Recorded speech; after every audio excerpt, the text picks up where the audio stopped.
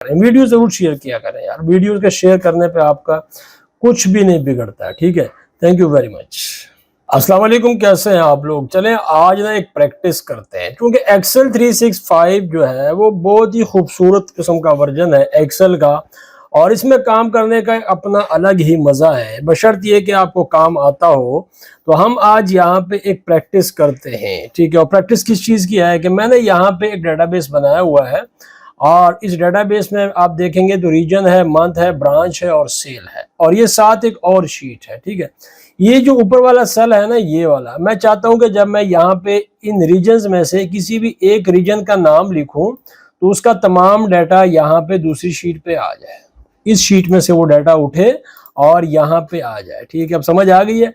तो प्रैक्टिस हम शुरू करते हैं, लिहाजा आप भी अपने लैपटॉप, डेस्कटॉप, कंप्यूटर्स वगैरह ओपन कर लें। मेरे साथ आपको करनी है प्रैक्टिस। दो फार्मूलाज जो एडवांस फार्मूलाज हैं MS 365 के, वो मैं आपके साथ आज यहाँ पर डिस्कस करने वाला हूँ। सो प्रैक्टिस बहुत ज़रूरी है। ठीक है, तो देखें रिक्वायरमेंट आपने सुन लेनी है। रिक्वायरमेंट क्या है कि यहाँ से डाटा आना है किसके मुताबिक, ये जो हमारे पास रीजन्स हैं, कि अगर यहाँ पे मैं KPK लिखता हूँ तो ये KPK का सारा डाटा यहाँ पे आ जाना चाहिए, और अगर यहाँ पंजाब लिखता हूँ तो पंजाब का डाटा यहाँ पे आ जाना चाहिए। ठीक है, चले जी शुरू करते हैं। सबसे पहला जो आप काम करेंगे ना, वो क्या करेंगे कि हमें ये जो हमारे पास रीजन्स है, यहाँ पे ये डुप्लीकेट्स हैं, हमें इनकी यूनिक वैल्यूज चाहिए यहाँ पे इस शीट पे, यहाँ पे। तो मैं काम करता हूँ, मेरे पास एक फंक्शन है MS 365 के अंदर, ये जो मैं बार बार 365 की बात कर रहा हूँ, तो ये हो सकता है कि अगर आपके पास पुराना वर्जन हो तो वहाँ पे ये काम ना करे, तो फिर आप ये ना कहिएगा कि आपने बताया नहीं। तो मैंने बता दिया है, इसके लिए आपको MS 365 की ज़रूरत है, और जिनके पास है तो वो तो बड़े मज़े से काम कर सकते हैं।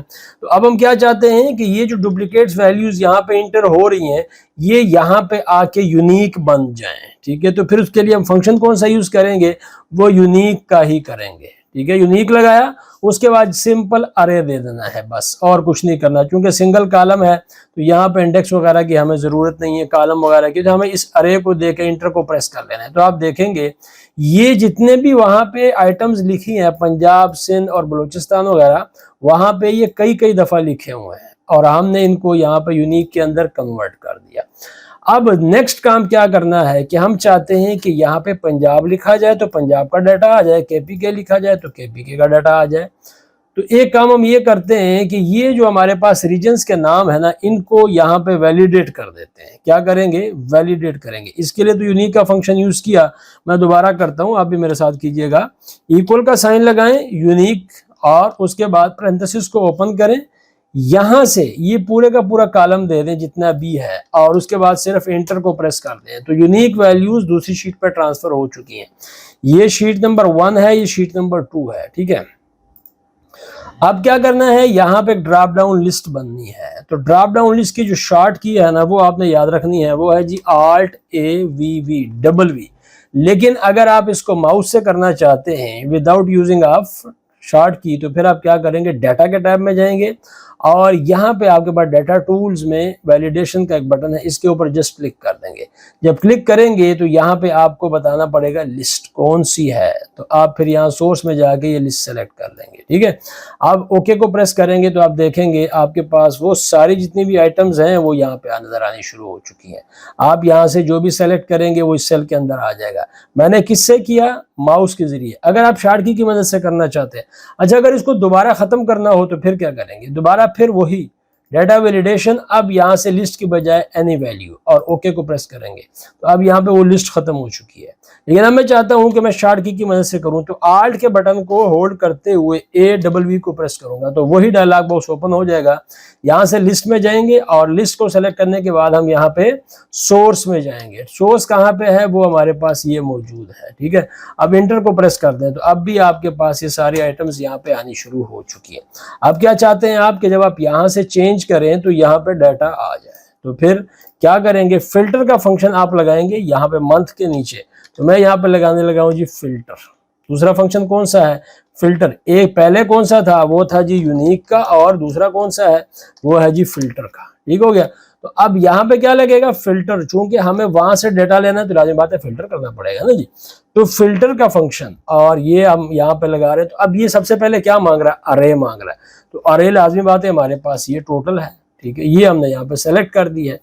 उसके बाद जब हम यहाँ पे कामा को प्रेस करते हैं ना, तो नेक्स्ट ये पूछता है इंक्लूड, किस कॉलम से, किस कॉलम को आपने यहाँ पे आके चूज करना है कि उससे जब ये वाला सेल जो है उसके बराबर हो जाए तो वहां से डाटा उठ के आ जाए। इंक्लूड का मतलब ये है, मतलब दूसरा मतलब आप ये भी समझ सकते हैं कि जिस कॉलम के मुताबिक आपको डाटा को फिल्टर करना है। बात समझ आ गई है? मतलब मैं अगर यहाँ पे यूज करूंगा तो आपको आसानी से समझ आ जाएगी। फिल्टर अरे, ये मेरा कंप्लीट अरे है। अब इंक्लूड मांग रहा है तो किस कॉलम को, अब मैं कहता हूं कि ये मेरा इंक्लूड है, कौन सा, ये वाला, ठीक है। और मैं ये भी चाहता हूं कि इस कॉलम के अंदर जो कुछ लिखा हुआ है वो अगर इक्वल टू एक सेल के है या फिर यहीं पे मैं जो कुछ लिखता हूं उसके। फॉर एग्जांपल मैं यहाँ पे लिखता हूं जी KPK। अब मैं इंटर को प्रेस करता हूं, ठीक है, तो आप देखेंगे KPK का डाटा सारा यहाँ पे आ चुका है। लेकिन अगर मैं काम करूं बजाय इसके यहाँ पे KPK लिखने के, मैं एक सेल रेफरेंस दे देता हूं ये वाला। तो अब मैं यहाँ पे जो भी लिखूंगा उसका डाटा यहाँ पे नीचे आ जाएगा। KPK लिखूं मैं, यहाँ पे सिंध लिखूं, ठीक है, ये डाटा यहाँ पे आता चला जाएगा। तो यही कुछ हमने वहां पे करना है। कहाँ पे, इस शीट में क्या करेंगे हम, फिल्टर और उसके बाद डाटा, और डाटा का इधर है वो तो ये है। तो ये पूरा सेलेक्ट कर दिया, पूरे का पूरा अरे। उसके बाद इंक्लूड, तो इंक्लूड क्या है, वो ये वाला कॉलम है, ये वाला। इस कॉलम के अंदर जो कुछ लिखा हुआ है वो अगर बराबर हो जाए, ऊपर फार्मूला बार में देखें, बराबर हो जाए किसके, इसके। तो आप भी देखें आपको सारा फार्मूला नजर आ रहा है। फिल्टर अरे, उस शीट के अंदर ये शीट 1 लिखा हुआ है, A3 से लेकर D116 तक आपके पास सारा अरे है। और फिर इंक्लूड क्या है, उसका पहला कॉलम है A3 से लेकर A116 तक। वो उसमें जो आइटम लिखी हैं वो अगर इक्वल हो जाए इस शीट 2 के, इस सेल नंबर B2 के, तो फिर आपने जस्ट क्या करना है, पैरेंथेसिस को बंद करके इंटर को प्रेस कर देना है। तो आप देखेंगे यहाँ पे आपके पास बलूचिस्तान का सारा डाटा आ चुका है। लेकिन हमने गलती की है, हमें ये बलूचिस्तान यहाँ पे नहीं चाहिए था, ठीक है। तो हमें क्या चाहिए था, हमें इसका बाकी डाटा यहाँ पे चाहिए था।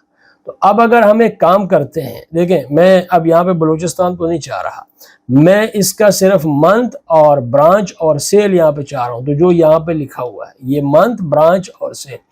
अच्छा, वैसे अगर हम इस तरह कर लें, देखते हैं जरा दोबारा करके देखते हैं इसको।